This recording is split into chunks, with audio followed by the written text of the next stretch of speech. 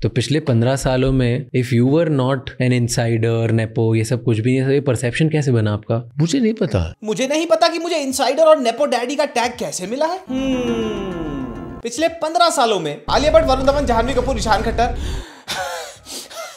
रुको यार सांस लेने तो, इतने सारे नाम है, पानी पिलाओ यार, अनन्या पांडे, खुशी कपूर एंड इब्राहिम अली खान, इन सबको आपने पहले ग्रूम किया और फिर लॉन्च किया। शनाया कपूर को भी आप ही लॉन्च करने वाले थे, लेकिन किसी कारणवश बेधड़क शेल्फ हो गई। सारा अली खान भी सिम्बा के साथ अपना डेब्यू करने वाली थी, जिसमें आप को प्रोड्यूसर थे, लेकिन केदारनाथ उससे पहले आ गई। And not only launches, terribly performing nepo kids like Janhvi Kapoor with over 10 flops as lead and Ibrahim Ali Khan with 2 back to back massive flops. लेकिन फिर भी इनको हार्ड पुश करना बना लिया है आपने अपना कर्मा, और अभी भी इनको काम ऐसे दे रहे हैं जैसे हो आपका ये धर्मा। और यही नहीं, बहुत सारे स्टार किड्स आपके साथ असिस्टेंट डायरेक्टर भी सर्व कर चुके हैं फॉर इयर्स। तो आई एग्री, ये सोचने वाली बात तो बनती है कि आपको नेपो डैडी बोलते क्यों है यार। जुन्नू बेटा पता लगा। करण को ये नहीं पता कि उनको नेपो डैडी क्यों बोलते हैं। ये तो वही बात हो गई कि सल्लू भाई बोले कि ऐश्वर्या थपेड़ने, विवेक धमकाने, ब्लैक बक टपकाने और अरिजीत हड़काने के बाद लोग मुझसे इतना डरते क्यों है यार। I mean, करण कम हो मैन। मेरे पिता जो है वो फिल्म इंडस्ट्री का हिस्सा रहे हैं, उनकी रूह जहाँ भी है वो भी हंस रहे होंगे कि मुझे नेपोटिज्म का ब्रांड एम्बेसडर कहा जा रहा है, जहाँ my father has only combated failure. एक मिनट थांबा चुपड़ी चाची। What does your father and his struggles have to do with you being a nepo daddy? उन्होंने आपको बिजनेस पास ऑन किया और आप इस बिजनेस को उस डायरेक्शन में ले गए जहां आप लेके जाना चाहते थे, और वो बन गया प्रोडक्शन हाउस की जगह नेपो किड्स पालनहार एंड संरक्षण योजना। मैं समझा ही नहीं यार, इतना गरीब जो हूँ यार, इमोशनल करने के लिए इंटरव्यूज में बोलना पड़ता होगा इधर उधर की फलाना ढमकाना की बातें जो रिलेटेड ही नहीं है। जुन्नू नोट्स ले रहा है तू। पापा ने भी रिस्क लेकर वो पहली पिक्चर बनाई, मनी इंटरेस्ट पे लिया। He took a risk on his son who was making his first film. मैं बड़ी फिल्म फ्लॉप बनाता तो हमें वो भी घर जहां रह रहे थे उसे बेचना पड़ गया। तो करण यहाँ कह रहे हैं कि उनके पिताजी मिस्टर यश जौहर साहब, rest in peace to the legend, उनको एक लोन लेना पड़ गया था करण की पहली फिल्म को फंड करने के लिए, जिसका नाम था कुछ कुछ होता है। और जस्ट इन केस कुछ कुछ होता है फ्लॉप हो जाती तो उनको घर बेचना पड़ जाता। ऐसा स्ट्रगल भगवान किसी को ना दिखाए। Now think about this, कुछ कुछ होता है आई थी इन द ईयर 1998। उससे 8 साल पहले यानी कि साल 1990 में आई थी यश जौहर साहब प्रोड्यूस्ड अग्निपथ। 4 करोड़ के बजट पे बनी इस फिल्म ने 11 से 12 करोड़ रुपए बॉक्स ऑफिस पर कमाए। उसके बाद ईयर 1993 में आई यश जौहर साहब प्रोड्यूस्ड गुमराह। ये फिल्म भी 4 करोड़ के बजट पे बनी और रिटर्न देके गई 11 से 12 करोड़ का। और ये दोनों फिल्में अपने रिस्पेक्टिव ईयर्स ऑफ रिलीज की हाईएस्ट ग्रोसिंग फिल्म्स थी। तो पैसा इंटरेस्ट में जरूर उठाया होगा, लेकिन ये नौबत तो नहीं आई होगी कि भैया अगर कुछ कुछ होता है नहीं चलती तो घर बिक जाते। फिर मेरी गलती, मैं भी क्या यार सिंघाड़ा छाप आदमी हूं। पीआर ने बोला होगा कि थोड़ा स्ट्रगल दिखाओ यार, स्ट्रगल की बात करके इमोशनल करवाओ यार। जुन्नू तू नोट्स ले रहा है कि नहीं ले रहा यार, बढ़िया क्लास चल रही है यार। आई थिंक कॉफी विद करण की शुरू होने के बाद एक अजीब सा रेपुटेशन बन गया कि मैं एक किस्म का इंसान। Oh my God, in the heart is the pain यार, लाइफ इज टफ यार। फिर से सिलेबस के बाहर का क्वेश्चन आ गया। कॉफी विद करण के बाद ऐसी इमेज इनकी क्यों बनी?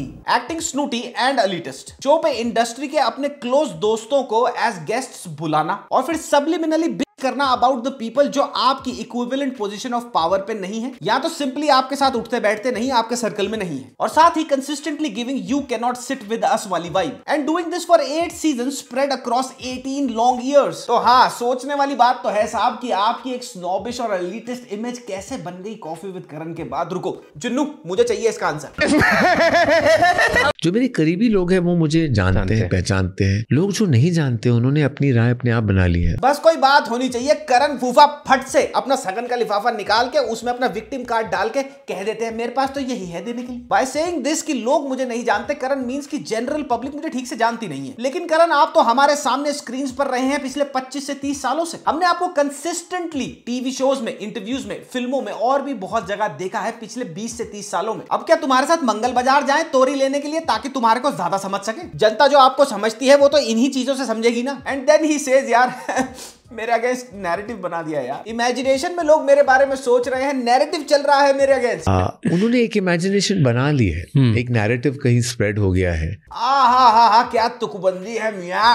Stereotypes and narratives are earned through actions, Karan, and you damn well know how you earned the narrative that is being built around you. और ना मैं किसी कैरेक्टर सर्टिफिकेट की डिमांड कर रहा हूँ। अगर आप कैरेक्टर सर्टिफिकेट की डिमांड नहीं कर रहे तो फिर क्यों धोई जा रही है सेम गंदी लॉन्ड्री हर दूसरे पॉडकास्ट पर? क्यों बार बार हर पॉडकास्ट पर यह बोलने की जरूरत पड़ रही है इन वन वे और द अदर कि मेरा दिल तो बहुत अच्छा है? They see through all this and realize that maybe he's a good guy, you know, and he means well. He has a big heart and a warm demeanor. Now let's be honest here. 4-5 साल पहले जब आपके against nepotism वाली बात उठनी शुरू हुई, then you thought कि ये एक मोमेंट्री सी चीज है, खत्म हो जाएगी। और आजकल जो आपका बहुत ही गिविंग, बहुत ही प्योर एंड पायस, मेरा दिल तो अच्छा है वाला डिमीनर चल रहा है हर दूसरे इंटरव्यूज में, वो पहले नहीं था। लेकिन ये नेपोटिज्म की चिंगारी बन गई आग, और इसी आग की लपटों में the majority of your recent films have completely tanked. और ये बात आपको भी अच्छी तरह पता है that this happened, if not entirely, then partly because of the strong resentment that people have towards your deeds in the industry. अच्छा, recently आप लोगों ने मेरी वीडियोस में एक चीज नोटिस करी होगी। पिछले 3-4 महीने से मैं अपनी वीडियोस में एक ऑफलाइन फिल्म मेकिंग प्रोग्राम के बारे में बात करता हूं, और आप में से बहुत लोगों को पता ही होगा कि उसका नाम है the forge film making boot camp, जहां पे फिल्म मेकिंग एस्पिरेंट्स सीखते हैं अपनी खुद की शॉर्ट फिल्म लिखकर, डायरेक्ट कर, एडिट कर ऑल इन 12 डेज। अब मुझे ब्रांड ने हाल ही में बताया कि हमारे खुद के 15 सब्सक्राइबर्स इस बूट कैंप में एनरोल करा चुके हैं after clearing the interview process, and as we speak वो 15 लोग गोवा में इस समय अपनी शॉर्ट फिल्म पे काम कर रहे हैं। मतलब सोचो, वो सब्सक्राइबर्स जो कमेंट सेक्शन में हमें दिखते थे, आज वो अपनी शॉर्ट फिल्म पे काम कर रहे हैं। और अगर आप भी फिल्म मेकिंग परस्यू करना चाहते हैं, that too with practising film makers as your mentors and without leaving your job, then this boot camp is for you. क्योंकि लेवल अप लर्निंग इंडिया की लार्जेस्ट फिल्म मेकिंग कम्युनिटी है, जो already film makers like Lokesh Kanagaraj, Nelson Dilip Kumar और कार्तिक सुब्बाराज के साथ काम कर चुके हैं। और द फोर्ज इनका एक फ्लैगशिप 12 दिन का residential film making boot camp है, जहां पिछले 1.5 साल में 200 से ज्यादा शॉर्ट फिल्म्स बना चुके हैं students from all across the country. Hands on film making learning आपको मिलेगी at live locations like Goa,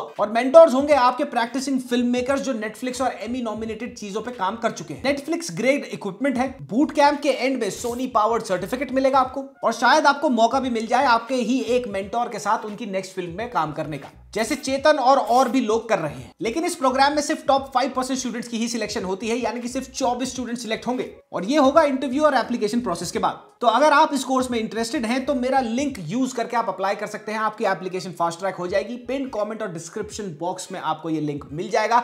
अब बढ़ते हैं आगे। कर्मा मेरे लिए मेरा सबसे बड़ा रिलीजन है। I feel that I should never hurt anyone. यहाँ लोग कहते हैं इसने इसका करियर डिस्ट्रॉय किया, उसका करियर, मैंने किसी का कुछ नहीं किया, मैंने सिर्फ अपना काम किया है। ओहो, ओशो के भेष में आसाराम पधारे हैं। लाइए आपकी बाएं पैर की छोटी उंगली का अंगूठा चूम लूं प्रभु। मैंने किसी का करियर डिस्ट्रॉय नहीं किया। You literally yourself in an interview talked about how hard you tried to sabotage Anushka Sharma's career. I totally wanted to completely murder Anushka Sharma's career, because when Aditya Chopra showed me her image, and I was like, no, mad what? Why are you signing her? You're crazy. There's no need for you to sign this Anushka Sharma. There was another lead actress at that time who I wanted Adi to sign. इस case में अगर आपको पता नहीं, then if rumors are to be believed, Karan wanted Sonam Kapoor next to SR के इन रब दे बना दी जोड़ी। उसके बाद जिगरा की स्क्रिप्ट आपने फिल्म के डायरेक्टर और राइटर वासन बाला से कंसल्ट करे पूछे बिना ही आलिया भट्ट को भेज दिया, because you thought this is how things work. And again Jigra के केस में भी if the very strong rumours are to be believed, Vasan wanted to offer this role full fledgedly to Radhika Madan. 6-7 hours later he called saying I've already sent it to Alia and I was really not happy with it. Film Dear Zindagi में director Gauri Shinde की पहली choice थी कटरीना कैफ, और ये मैं नहीं कह रहा हूं, इंटरनेट पे इस बारे में बहुत बात हो चुकी है कि after your strong persuasion Gauri Shinde ने ये रोल एक यंगर लड़की के लिए लिखा और कटरीना कैफ को ये रोल नहीं मिला, एंड इवेंचुअली रोल एक यंग लड़की का था तो आलिया को ही मिला। मैं ये नहीं कह रहा हूं कि जिगरा में आलिया ने अच्छा परफॉर्म नहीं किया, मेरे हिसाब से वो अच्छी फिल्म थी, मैं आज भी वही कहता, लेकिन इस पूरे के पूरे सीन में कहीं ना कहीं हैंड होल्डिंग तो हो ही रही है, और ये तो अभी वो चुनिंदा रोल्स हैं जिनके बारे में रूमर्स उठे, बातें हुई। Who knows, it's anybody's guess कि कितने सारे रोल्स को बिहाइंड द सीन कितनी सारी फिल्मों में रीराउट किया गया होगा। अब ये सुनो कि ऐश्वर्या राय ने आलिया भट्ट को क्या बोला था करण के सपोर्ट के बारे में। And I've said this to her also. It's fantastic for you with the kind of support that Karan has given to her from the beginning, and to have that kind of an establishment with you is very comforting. Great opportunities which are virtually there literally on her lap, and she smiles, so kudos. तो ये मैं तो नहीं कह रहा करण, लेकिन दिख तो रहा है और दुनिया बात तो कर रही है कि आपका कर्मा ये भी है। हर जगह ये आता है कि इन्होंने इसका करियर डिस्ट्रॉय कर दिया, उन्होंने उसका डिस्ट्रॉय कर दिया, छोटी छोटी क्लिप्स आती है।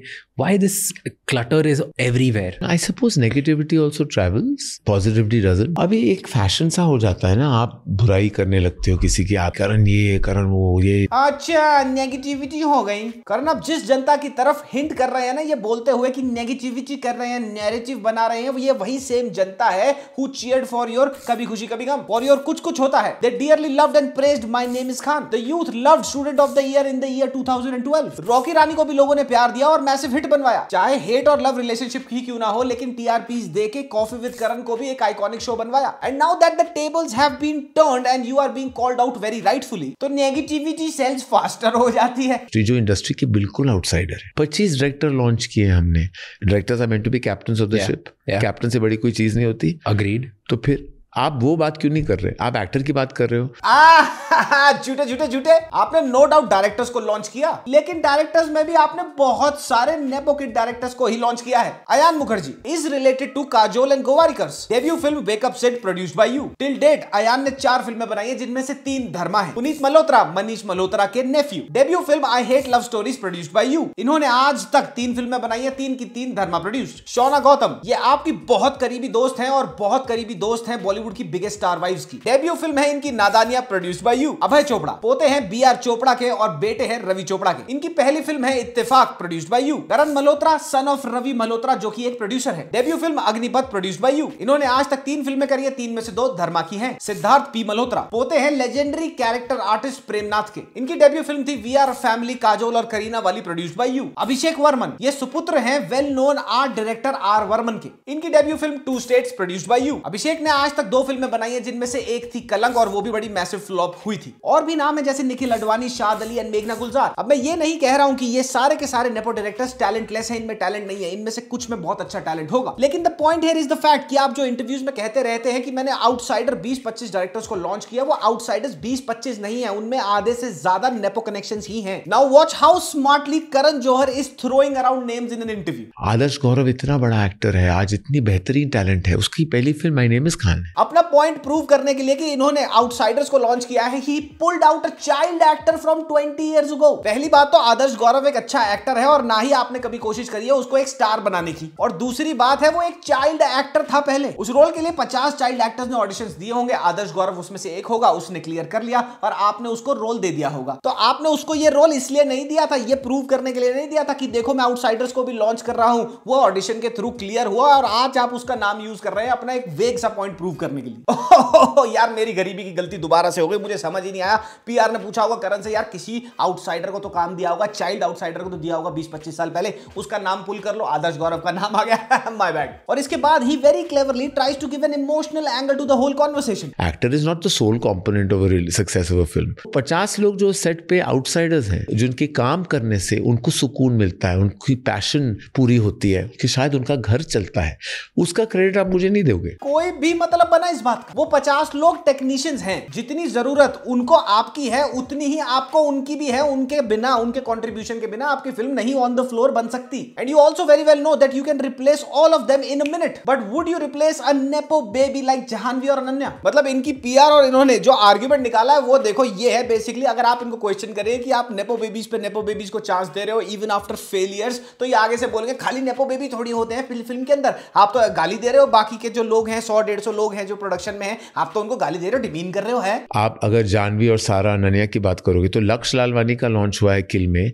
a 52 crore rupee film was made on a film entirely on his shoulders. He's an outsider, मैं उसको कहीं से नहीं जानता। बस वही 1-2 नाम है जिनसे यूज करके ये मंकी बैलेंसिंग करते हैं। मियां अभी तक 8 से 10 नेपो किड्स को लॉन्च कर चुके हैं और 10 से 12 नेपो डायरेक्टर्स को लॉन्च कर चुके हैं, लेकिन फिर भी कहीं भी क्रॉस क्वेश्चन हो तो लक्ष्य का नाम निकाल लेंगे फट से। कारण the basic argument here that still remains completely unanswered by your side is that कि जो रेशियो है between the launch of nepo actors and launch of non nepo actors, वो अभी भी कंप्लीटली ऑफ है। हर 8 से 10 नेपो एक्टर्स के लिए 1 से 2 आउटसाइडर फेसेस हैं। मोर ओवर आज तक हर रिपोर्ट में किल का बजट बताया गया था 40 करोड़। ये 52 करोड़ का बजट जो बता रहे हैं करण, ये कहां से आया मुझे नहीं पता, बिकॉज इतनी तो मार्केटिंग भी नहीं हुई थी उस फिल्म की। और अब कुछ नंबर गेम बताता हूं, उसके बारे में सोचना। किल लक्ष्य की डेब्यू फिल्म थी और वो बनी 40 करोड़ के बजट पे, और दूसरी तरफ जानवी और वरुण की अभी अभी फिल्म आई सनी संस्कारी की तुलसी कुमारी का बजट था नियरली 75 से 80 करोड़ रुपए, और वो दोनों, do not forget the fact, streak of flops के बाद आ रहे थे। ये कोई बायसनेस थोड़ी हुई यार है। जुन्नू तू हंसना बंद कर बे। टुडे राघव जुयाल खुद स्टेज पे कह रहा है कि मेरा सबसे बड़ा ब्रेक किल है,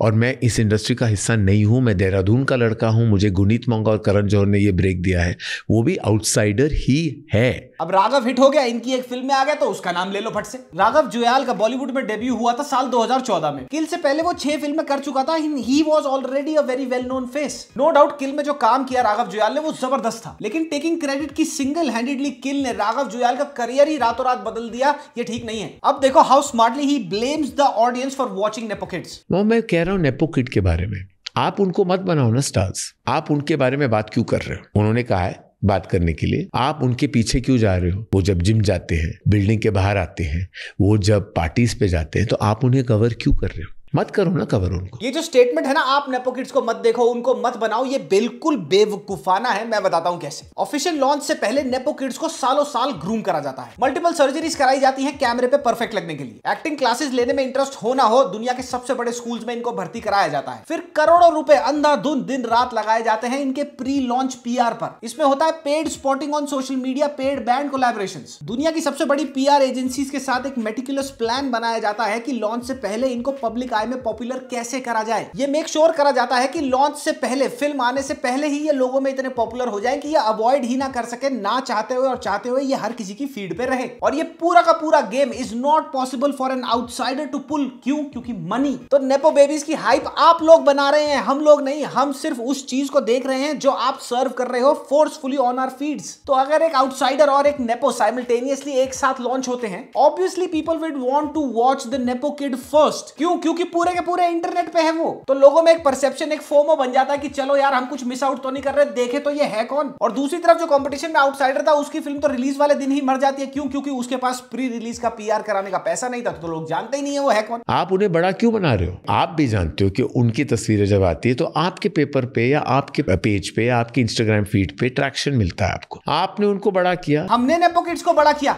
वाह शैम्पी वाह। जानवी कपूर को 5 back to back disastrous flops के बाद काम नहीं मिलना चाहिए था। Yet she has done 11 to 12 films. Tiger Shroff का career at this point in time officially over है, and yet you have given him his next film. Khushi Kapoor का सोलो डेब्यू एक्सट्रीम डिजास्टर था, and yet she has multiple upcoming projects. Shanaya Kapoor की आंखों की गुस्ताखियों को कुत्ते ने नहीं पूछा, and yet she has 4 to 5 upcoming projects. और हम उनको बड़ा बना रहे हैं। अगर जनता इन नेपो बेबीज को बना रही होती ना बड़ा, तो वो दिखता उनकी पिक्चरों की बॉक्स ऑफिस कलेक्शंस में। क्योंकि पब्लिक एक एक्टर को एक ही चीज से बड़ा बना सकती है, और वो है उसकी फिल्मों की टिकटें खरीद के, जो इनकी टिकटें नहीं खरीद रहे हैं। तो अपनी ये जो इमोशनल कहानी बना के इंटरव्यू में पहले ये बाकी इन चीजों को छुपाया जा रहा है ना सर, ये थोड़ा ला काम नहीं कर रहा है। और करण, अगर नेपो बेबीज को हमने बड़ा किया होता तो आलिया भट्ट को छोड़ के तुम्हारा एक नेपो बेबी तो हिट दे रहा होता। एक को छोड़ के सारी की सारी फसल खराब है। और इन सारे नेपो बेबीज की बात जितनी ज्यादा होती दिखती है, वो इसलिए होती है क्योंकि इनकी रिलेंटलेस पीआर चलती है। बाल खुजाने से लेके चप्पल पहनने तक, डॉक्टर के पास जाने से भुट्टा खाने तक, इनके हर फीड पे हमारे आते हैं। इनकी फिल्मों के फेक पब्लिक रिएक्शंस कराते हो, थिएटर में लोगों को पैसा देके नचवाते हो। विरल भयानी, बॉलीवुड बबल, वुम्पला जैसे पेजेस को पैसा दे देकर आप इनके डाउन टू अर्थ होने का लड्डोला खत्म नहीं होने देते। तो जनता इनके बारे में बात तो करेगी ही ना, चाहे वो 97% ऑफ द टाइम्स गाली ही क्यों ना खा रहे हो। Obviously a star kid sometimes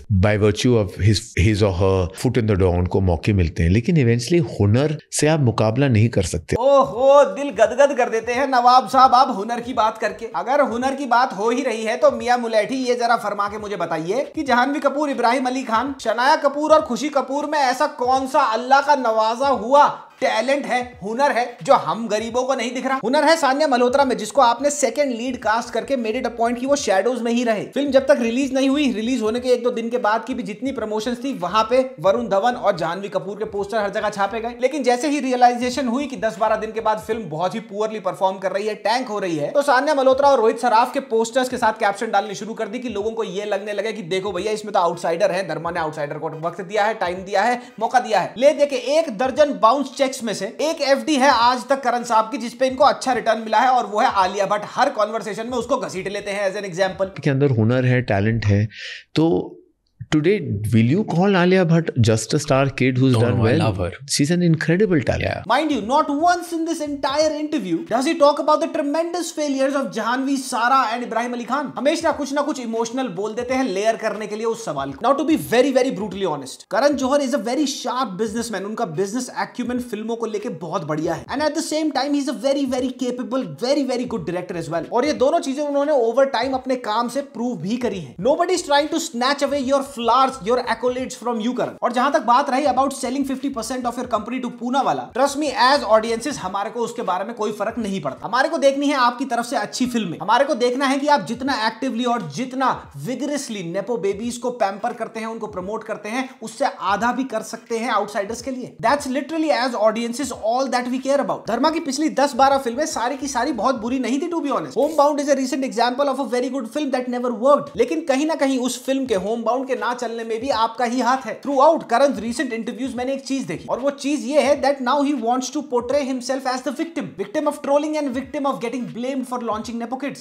Despite being a very smart person, I don't know how he is convinced कि उनके अगेंस्ट एक नैरेटिव बनाया जा रहा है, जबकि वो सारा का सारा नैरेटिव आपका खुद का ही बनाया गया है. स्पिरिचुअलिटी, कर्मा इज माय धर्मा की बातें करी जा रही हैं. While on the other hand, internet पे बहुत सारी कहानियां हैं कि आपने करियर्स के साथ क्या किया था. अनुष्का शर्मा, प्रियंका चोपड़ा और परिणीति चोपड़ा की proper image white wash campaigning चल रही है इस टाइम. और ज्यादा नहीं, प्री कोविड भी जाने की जरूरत नहीं है. 2020 से लेकर 2022 के बीच में करण के जितने भी इंटरव्यूज हैं वो देख लेना. डिमीनर बिल्कुल डिफरेंस है. वहां पे बहुत ज्यादा ओवर कॉन्फिडेंट वहां पे है कि हाँ भाई हो जाएगा, ठीक है. यहां पे ही इज कंप्लीटली डिफरेंट. धर्मा का रेवेन्यू 2023 में था, फाइनेंशियल ईयर 2023 में था 1000 करोड़. वो रेवेन्यू फिगर्स फाइनेंशियल ईयर 2024 में गिर के 50% आ चुकी हैं, यानी कि 520 करोड़ पर गिर चुकी. रॉकी रानी को साइड कर दिया जाए तो धर्मा की पिछली 8-10 फिल्मों ने कुछ नहीं कमाया है, बेरली ब्रेक इवन कर पाई हैं. ब्लॉकबस्टर्स देना तो धर्मा के लिए एक पास्ट की बात हो गई है, ऐसा लगने लगा है. आलिया के बाद करण को लगा कि मैं और नेपो किड्स को उठाऊंगा और एक लीजेंड बन जाएगी मेरे नेपो बेबीज की. But that backfired insanely. No doubt Karan Johar is a very sharp man, but by the looks of his recent interviews, he does not seem to be very keen when it comes to accepting his mistakes. और इसी attitude, इसी demeanour को couple कर दो onslaught of nepo babies जो हम पिछले 10-12 साल से देख रहे हैं. And there you will get your answer कि धर्मा के डाउनफॉल का रीजन क्या था. Most probably यही था. And can Dharma make a huge comeback? I really hope that they change their ways and they make a fantastic comeback. आपको ये video कैसी लगी कमेंट सेक्शन में कमेंट जरूर करते जाना. हम मिलेंगे अगले हफ्ते, तब तक के लिए मामा मिया लजाने पप्पी, बाय बाय.